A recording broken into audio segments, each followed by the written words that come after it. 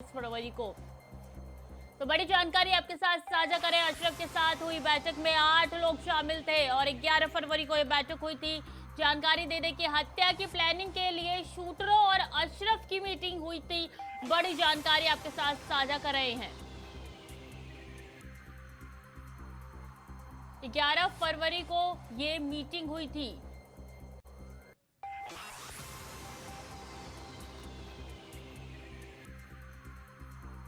तो बड़ी जानकारी आपके साथ साझा कर रहे हैं। हत्याकांड से पहले जेल में ये बैठक हुई थी। 11 फरवरी को बरेली जेल में ये बैठक हुई थी और 24 फरवरी का वो दिन था जब उमेश पाल हत्याकांड को अंजाम दिया गया था।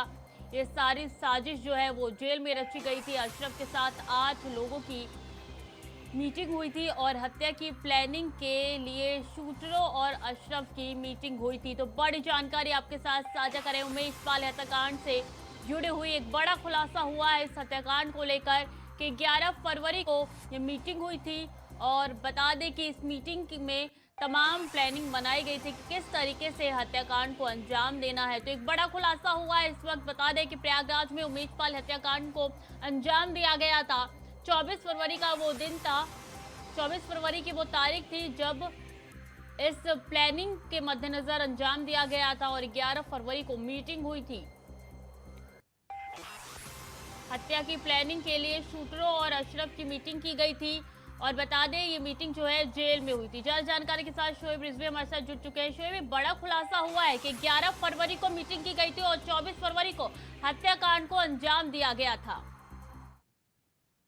जी बिल्कुल, सूत्रों के हवाले से इस तरह की बातें निकल कर आ रही हैं। हालांकि फिलहाल जिस तरह से चीजें निकल कर सामने आई हैं और जैसे घटना को अंजाम दिया गया था, इससे ये बात तो जरूर साफ हो रही है कि इसके लिए बाकायदा प्लानिंग की गई थी और एक दूसरे से काफी कम्युनिकेट करके चीजों को मैनेज किया गया था और इसी वजह से इस घटना को अंजाम देने के बाद शूटर्स आराम से भाग निकलने में कामयाब हुए हैं।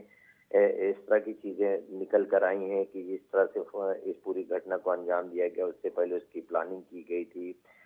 आपस में बातचीत करने के कोड डिसाइड किए गए थे। इस तरह की चीजें निकली और बाकायदा जो इस पूरे घटनाक्रम को लीड करने वाले लोग थे उनके संपर्क में रहे हैं। तो इस तरह से ये चीजें अब निकल कर सामने आ रही हैं।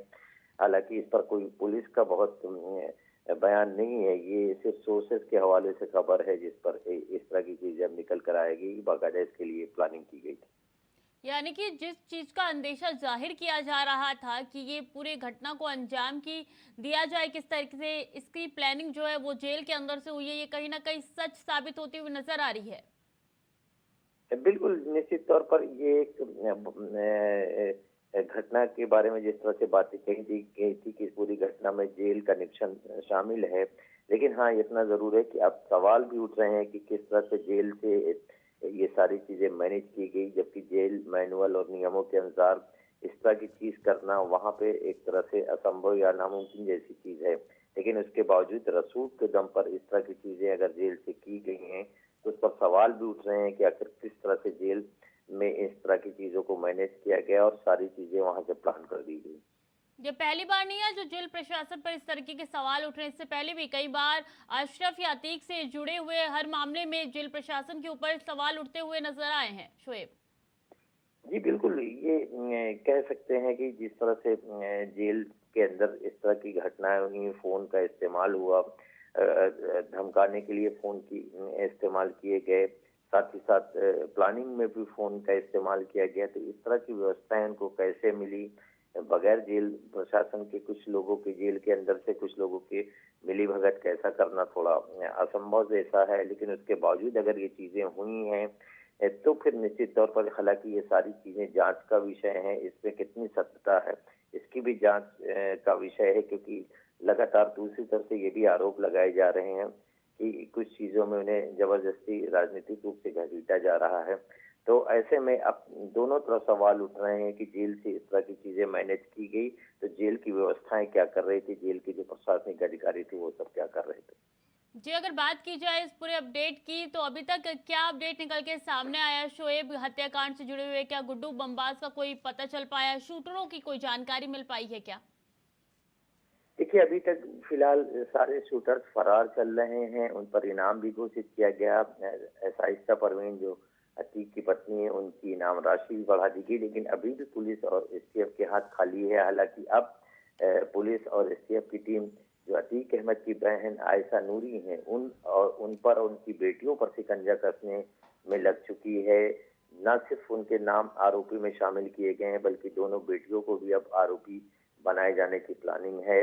इनके पर आरोप है कि इन लोगों ने जो गुड्डू शूटर्स हैं या शूटर्स की न सिर्फ भागने में मदद की, बल्कि इनको फाइनेंस की मदद की।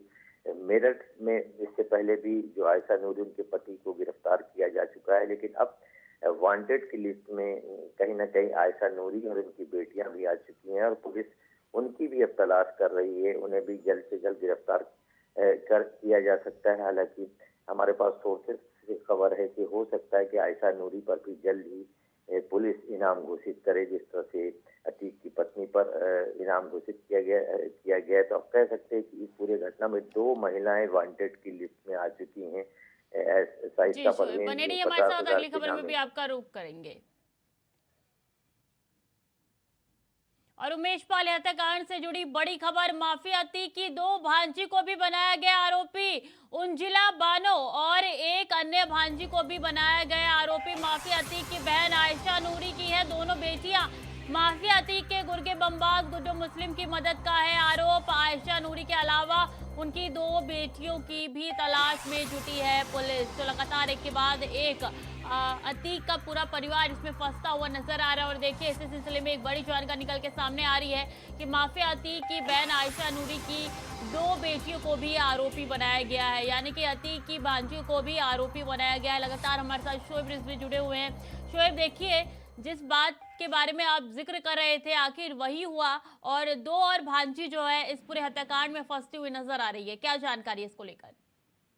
बिल्कुल, जिस तरह से आयशा नूरी के बारे में पुलिस अब उनकी तलाश कर रही है और उन पर शिकंजा कस रही है। दरअसल आयशा नूरी अतीक अहमद की बहन है और अब पिछले दिनों जो इख्तिलाफ गिरफ्तार हुए थे मेरठ से, उनकी पत्नी है और इनके पर गंभीर आरोप लगे हैं कि इन्होंने शूटर्स को भगाने में मदद की है। और आयशा नूरी के साथ ही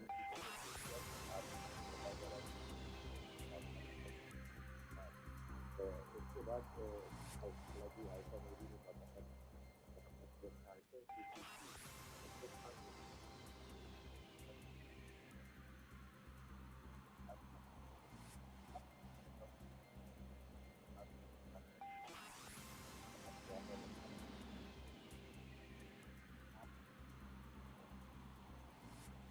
यानी कि शोएब, अगर बात की जाए तो देखिए, एक के बाद एक बड़े तार जुड़ते हुए नजर आ रहे हैं। पहले बहन तक था सीमित और अब भांजी तक पहुंच चुका है ये तार। शोएब, कहीं ना कहीं चूंकि परिवार से ही जुड़े हुए हैं, उनके पिता को गिरफ्तार किया जा सका है। बहन जो बेटियां हैं आयशा की, वो साथ में ही थी।